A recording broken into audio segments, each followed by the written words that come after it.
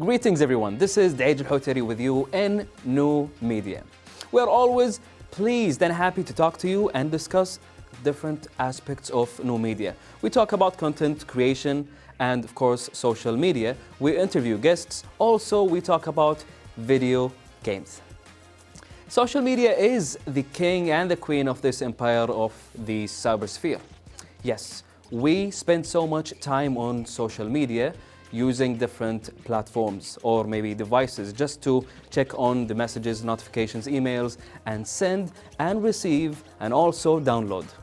We consume our internet on social media. Before we move on, do you know how much time a person spends and consumes social media? Ready for facts? All right, in 3, 2, 1. So, an average user like me spends 2.5 hours daily on social media, and that is like in 2022. But the most popular is Facebook. People spend an average of 58 minutes each day on Facebook. Definitely not me. And an average of like 90 minutes daily on YouTube. Snapchat consumes 30 minutes per day, while Instagram 28 minutes daily. Impressive, right? Especially when we consider that there are 4.7 billion people actively using social networks. Now, do you know where most social media users come from? China, India, and the US is the third. So how much time do you spend? I spend personally like a couple of hours playing video games, and of course I don't neglect my outdoor and social activities. Let's start with our segments.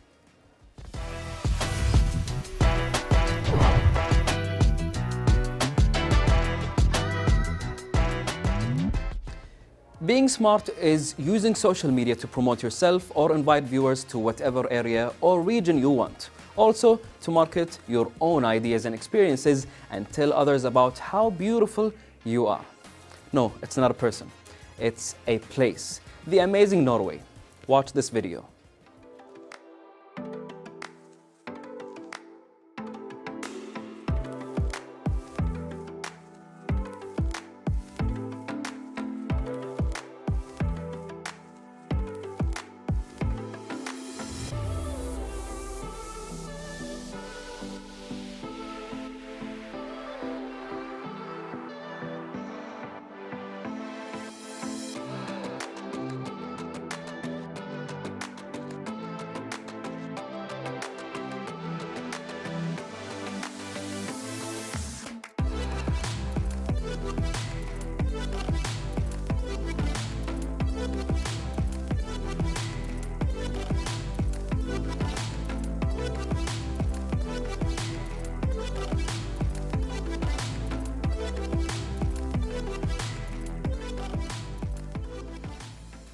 Norway fjords, first of all, this is quite an unfamiliar word to us. I will explain. A fjord is a long, deep, narrow body of water that reaches far inland. Now give me a photo or editor like here or here of the fjord.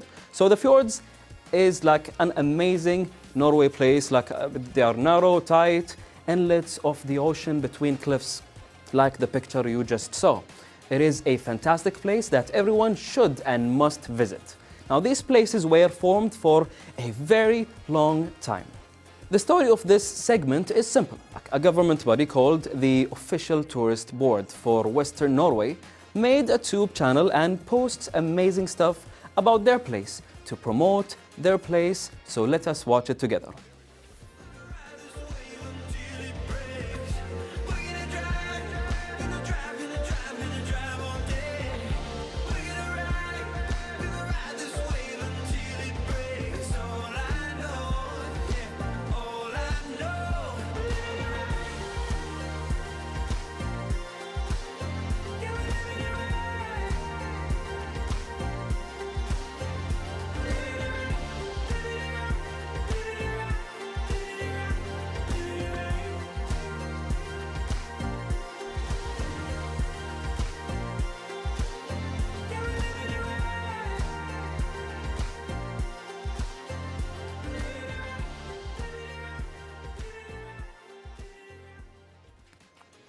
And now we know that people like you and me embrace the idea of promoting products, services, and specific stuff online.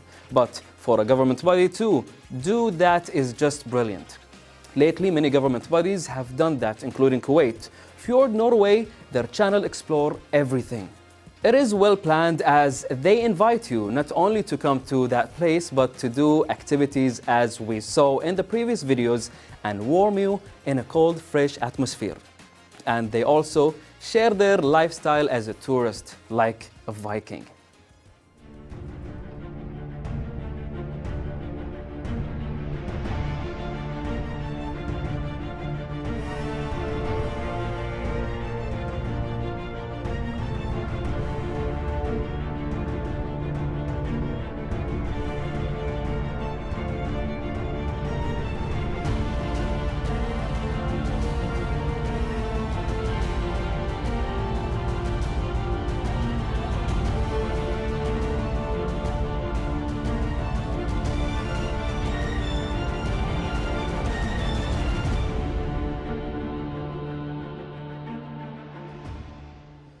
Their efforts certainly encouraged people to visit. More tourists mean more development, of course. So social media allows us to explore regions and see other cultures, traditions, wonders, people, and customs. They also open our eyes to what is going on there. So using social media in an innovative, beautiful way.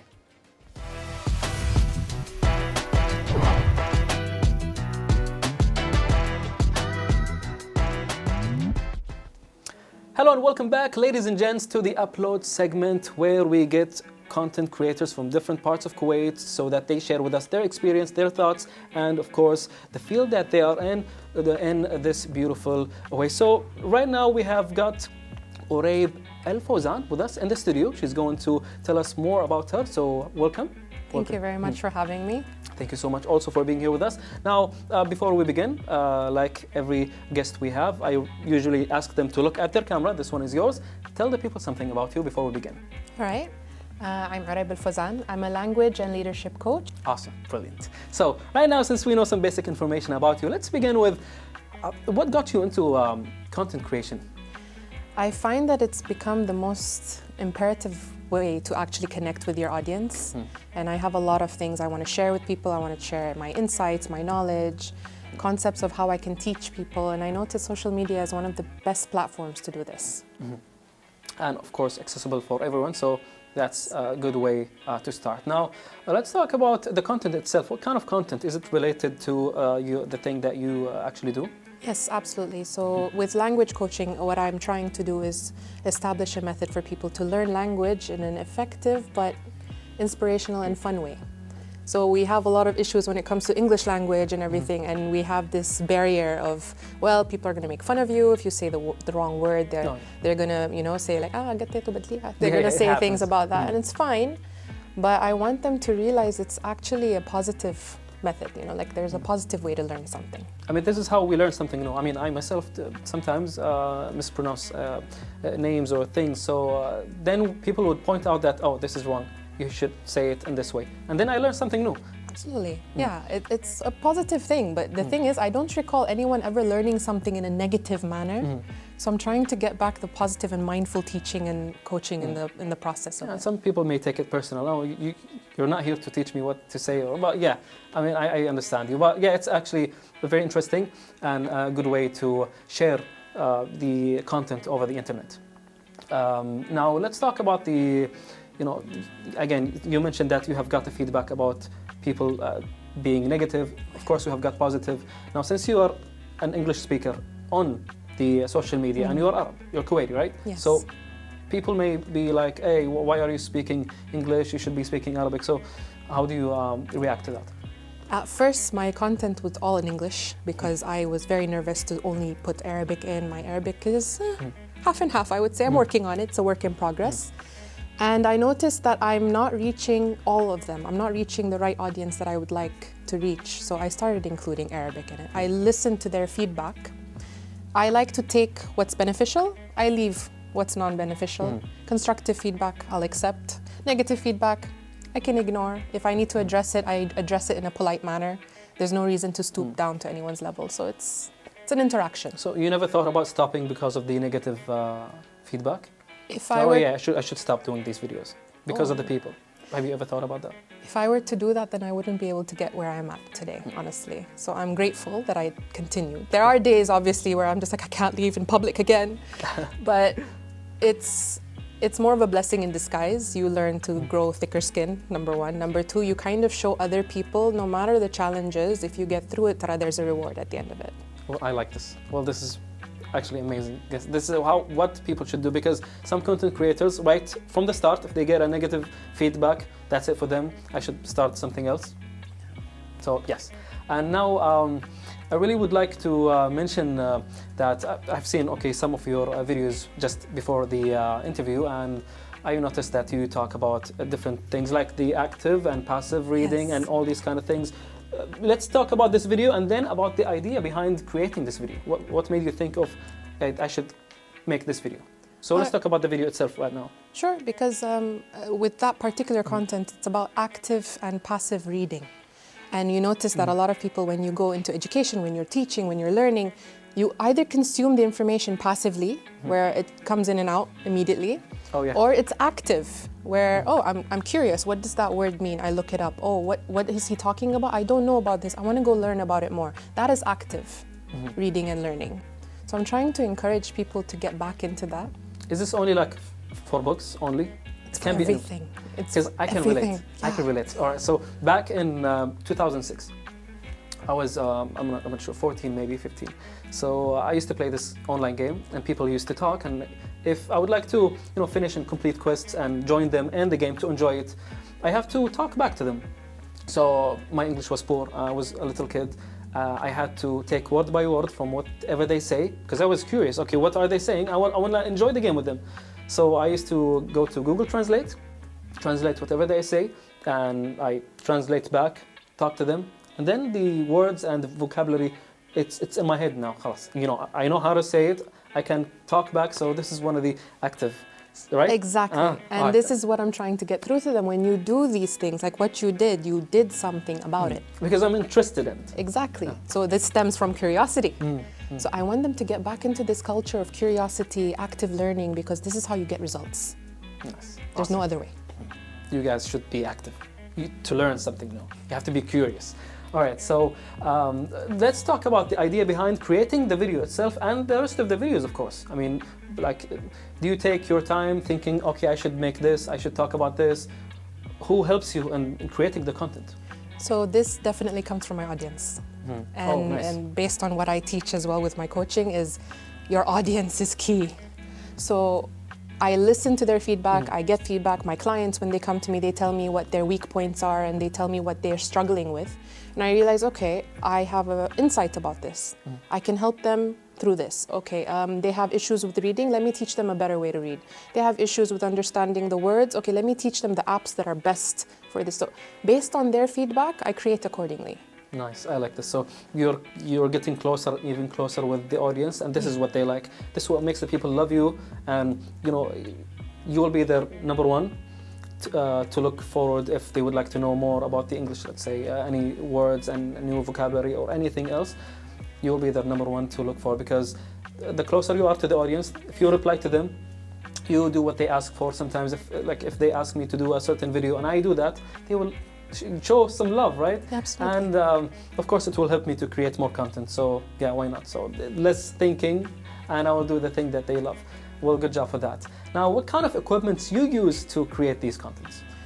So when I first started, I thought, oh my God, I need a professional camera, I need this, it's all expensive, and all these equipment. But then I realized, well, there are ways to use your phone. So I literally just use my phone, just get the proper stands and the proper things and equipment that I need. And that's all I use, really. I really love this, because in every episode of New Media, all the guests, almost all of them, let's say 90%, 99%, they say phone. Yes. You only need a phone. It's simple. Everyone have phone. Exactly. Some of us have 2 or 3.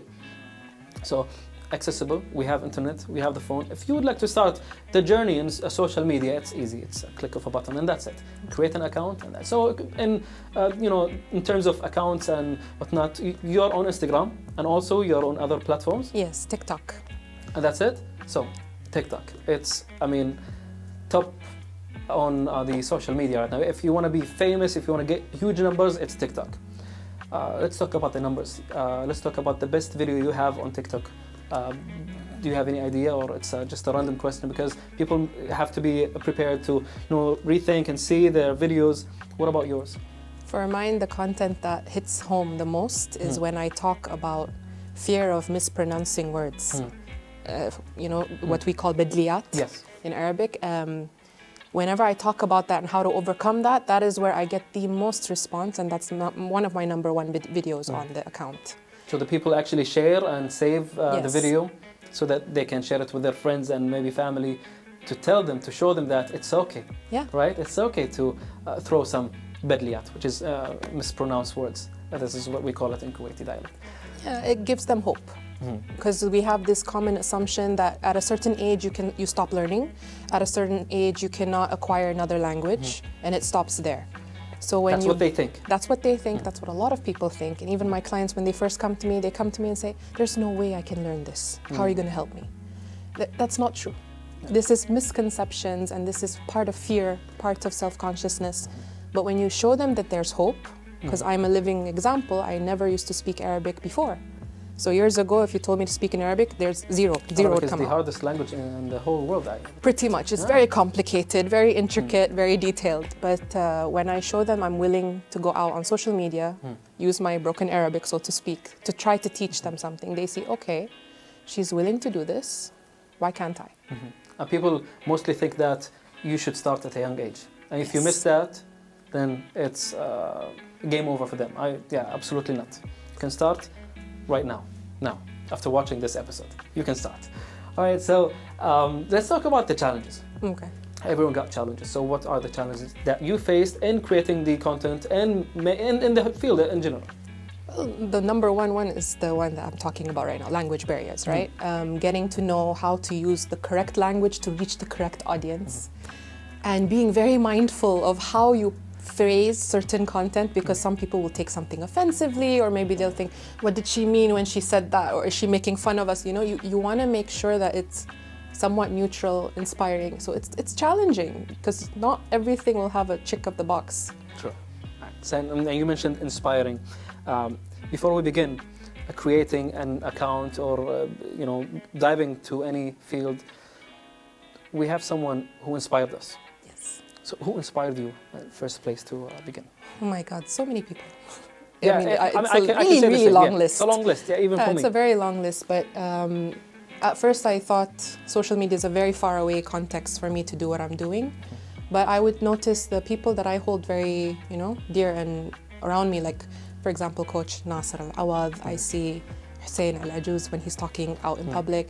Shout out to them. Yeah, so a lot of these content creators, I noticed that when you put the value in what you're saying and what you're using in content creation, you actually make an impact. And I found that so beautiful and inspiring. So I felt I had something to offer as well. That's sweet.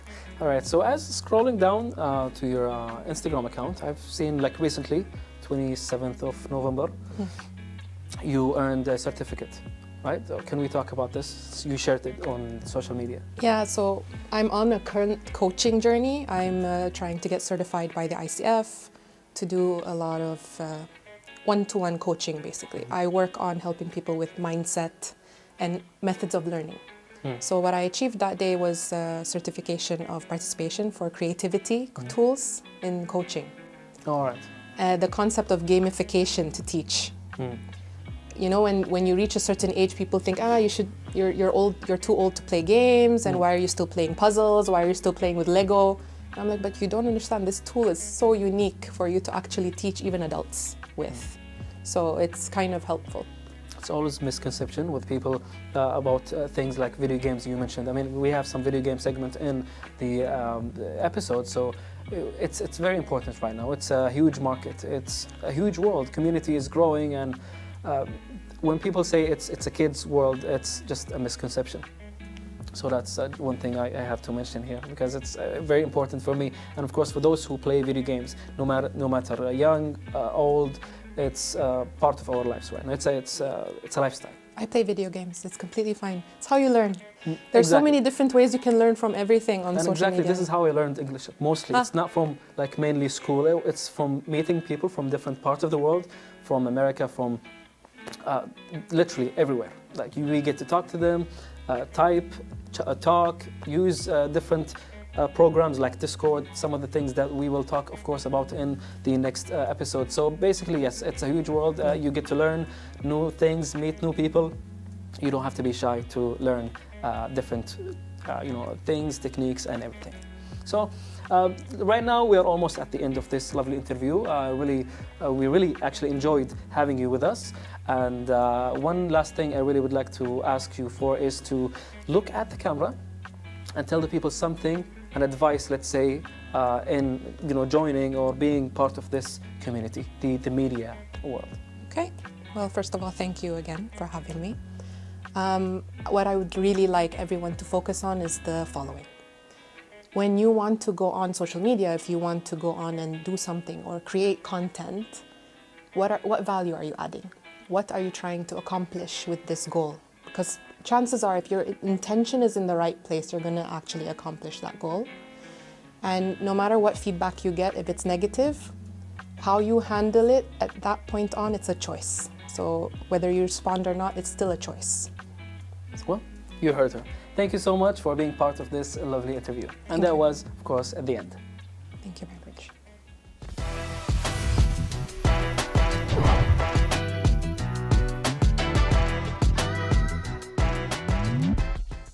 Since our media story was about places, this segment will be dedicated to exploration. Now, games that are more likely an open world. So not only social media teaches us about places, but also video games. Believe me, as a gamer, I learned a lot about history and culture by simply playing video games. Civilization games, anyone? Like, no? Age of Empire, maybe? Yes? Well, okay. That's one of my favorites. All right, so I will list some games. But first, do you like cats? I actually have 8. This game is called Stray. A game that was released in 2022, an adventure game. You play as a stray cat. This cat finds itself in a strange city of robots and machines. You need to get back to the surface. So the game puts you in a weird city where you must explore to get yourself to safety. And it is a science fiction game, of course.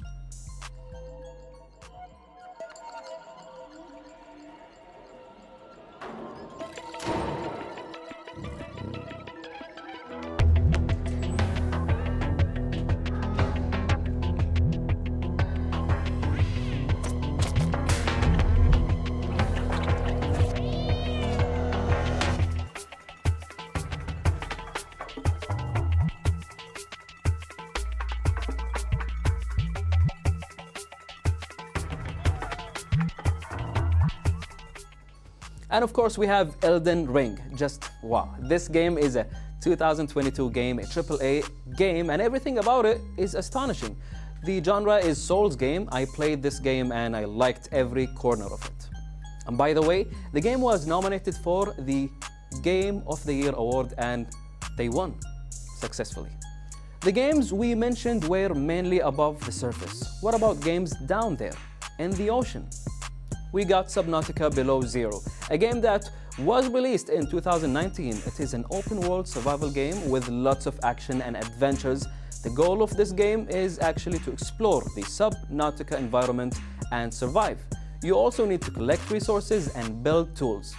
Not only do you explore, but you build. I'm attempting a controlled descent. Sunlight. I've been dreaming of it for months.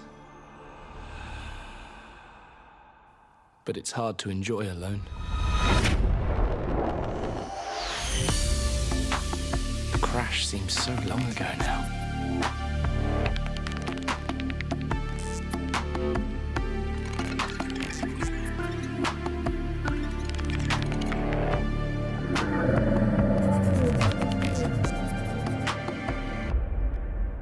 Father was right.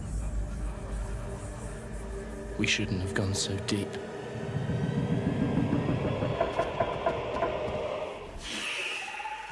Well, that is it for this episode. We will continue, of course, with more games in the next one.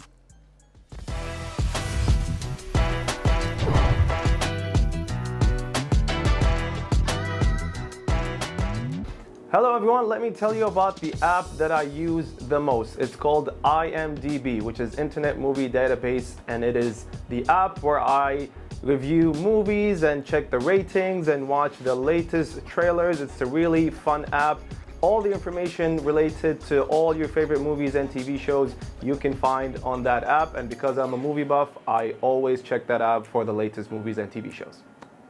So my favorite app would probably be Instagram. Probably because you get to connect with a lot of people, boomerangs, the filters. Just because it was my first social media app that I really got into, as opposed to Snapchat and Twitter. I never got into Twitter, but like Instagram and Snapchat are my favorite, but definitely Instagram because there's like cooking reels, there's shopping stuff that you get to look at. Just it's got a bit of everything that you can kind of scroll through. So Instagram is my favorite social media app. So what is my favorite social media app, or the one I use mostly? So it's two answers. I do use Instagram mostly, but I do love using Twitter as well. But at the end, Instagram kind of morphed into all these apps together. When you do Snapchat, Facebook, and Instagram, you can do stories on Instagram, you can do the posts, you can do the reels. There's plenty of things to do on Instagram, so I don't feel like using different app like Snapchat is useful to me. So mostly it's Instagram, Twitter for your thoughts. These are two great, amazing social media apps.